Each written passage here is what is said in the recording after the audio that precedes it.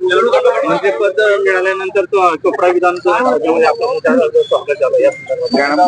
आज आपण बघितलं असेल की निवडणूक झाल्यानंतर निकालानंतर आणि मंत्रिपद मिळाल्यानंतर पहिला मतदारसंघातला दौरा मी सुरू केलेला आहे. तो चोपडा तालुक्यापासून सुरू केलेला आहे. आज तालुक्यातली बरीचशी मंडळी येऊन मला भेटली, त्यांनी शुभेच्छा दिल्या आणि नक्कीच मी सगळ्या जनतेचे पण आभार मानते की आज जनतेच्या आशीर्वादामुळे, त्यांच्या सहकार्यामुळे तिसऱ्यांदा खासदार म्हणून निवडून आली आणि पक्षाने माझ्यावर विश्वास ठेवून मंत्रिपद आज मला दिलेलं आहे. आपल्याकडे जो आता युवा आणि क्रीडा मंत्रालय यासाठी युवकांची खूप अपेक्षा वाढलेला आहे. नक्कीच आता करू त्या संदर्भातही काम. सोड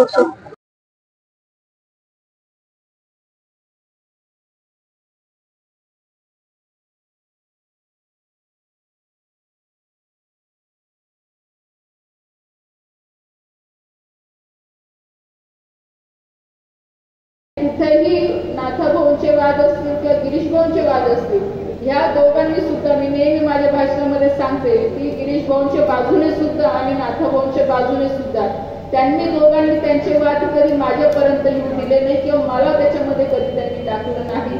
प्रयत्न माझा हाही राहिला आहे की दोघं नेते एकत्र येऊन आपल्या जिल्ह्यासाठी अजून काय चांगलं करता येईल त्याच्यासाठी प्रयत्न नक्कीच झालेच पाहिजे.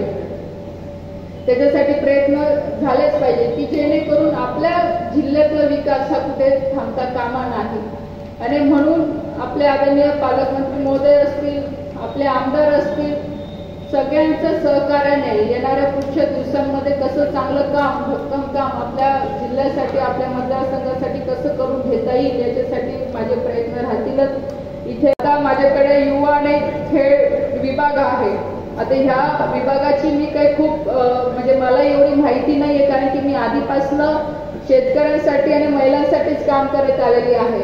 पण तरी सुद्धा प्रयत्न करते की जास्तीत जास्त ह्या विभागाची व्यवस्थितपणे माहिती घेऊन त्या विभागाचा आपल्या मतदारसंघासाठी कसा फायदा होईल याच्यासाठी सुद्धा प्रयत्न राहतील की जेणेकरून आपल्या भागातले सुद्धा चांगले खेळाडू हे पुढे येतील आणि त्यांना नॅशनल लेवलपर्यंत पोहोचवण्यासाठी माझा सुद्धा हातभार त्यांना लागेल याच्यासाठी सुद्धा माझे प्रयत्न राहतील. मग असे अनेक, पण जनता ही माझ्या सोबत होती याचा मला जास्त आनंद आहे की माझं तिकीट हे जे मिळालं, मी आधी सुद्धा जेव्हा मला तिकीट डिक्लेअर झालं तेव्हा सुद्धा सांगितलं की आज जनता माझ्या सोबत राहिली म्हणून पक्षाला सुद्धा मला तिकीट द्यावं लागलं. कारण की आज जो काही सर्वे त्यावेळेस झाला की सर्वेमध्ये फिरून परत माझंच नाव पुढे येत होतं आणि पक्षाने पण ते मान्य केलं की लक्ष तुझं काम चांगलं आहे आणि कोणी काही जरी म्हणत असेल तर तिसऱ्यांदा तिकीट हे तुला दिलं जाणार आणि त्यांनी दिलं. आज पक्षाची पण एक आपण म्हणतो की खूप मोठा विश्वास पक्षाने पण तिसऱ्यांदा माझ्यावर दाखवलेला आहे. कारण की ही सोपी गोष्ट नाहीये. आपल्या रावेर मतदारसंघामध्ये पहिल्यांदा असं होतंय की कंटिन्यू म्हणजे तिसऱ्यांदा तिकीट एका उमेदवाराला पहिल्यांदा आपल्या रावेर मतदारसंघामध्ये मिळतंय पक्षाचं. म्हणून तुमचं म्हणजे मी हे सगळे श्रेय हे तुमचं आहे असं मला म्हणायला काही कुठे कमीपणा वाटत नाही. हे सगळे जनतेचं श्रेय आहे.